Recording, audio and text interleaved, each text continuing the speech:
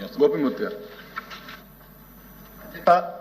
ప్రభుత్వ పాఠశాలలో ప్రభుత్వం వివిధ కారణాల రీత్యా అనేక పథకాలు అమలు చేయడం జరుగుతుంది. వివిధ కార్యకలాపాలు కూడా అమలు చేస్తూ ఉన్నారు. ఈ పథకాల నిర్వహణకి ప్రత్యేకమైనటువంటి యంత్రాంగాన్ని నియమించలేకపోవడం వల్ల పథకాల నిర్వహణ కూడా బోధన చేసే ఉపాధ్యాయులు నిర్వహించడం వల్ల విద్యార్థులకి బోధనా సమయం తగ్గిపోతూ ఉంది.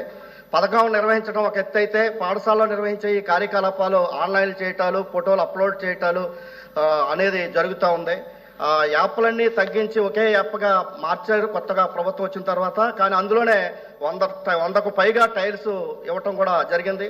రెండో వైపు కర్మయోగి, విద్యాశక్తి లాంటి అనేక కార్యక్రమాలతో ఉపాధ్యాయులు సతమతం అవుతున్నటువంటి పరిస్థితి ఉంది.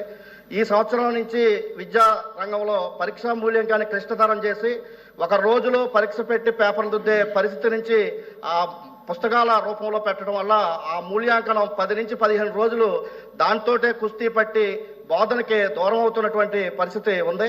బోధనేతర ఆన్లైన్ పనుల నుంచి ఉపాధ్యాయులు బోధనకు దూరం అవుతున్న పరిస్థితులు ఉన్నాయి. కాబట్టి ఉపాధ్యాయులకు బోధనేతర పనులు తొలగించి బోధనకే పరిమితం చేయాలని చెప్పి ఇతర పథకాల నిర్వహణకు అన్ని పాఠశాలలు కంప్యూటర్ ఆపరేటర్లని నియమించాలని చెప్పి తమ ద్వారా ప్రభుత్వాన్ని కోరుతా ఉన్నాను. గాదే శ్రీనివాస్.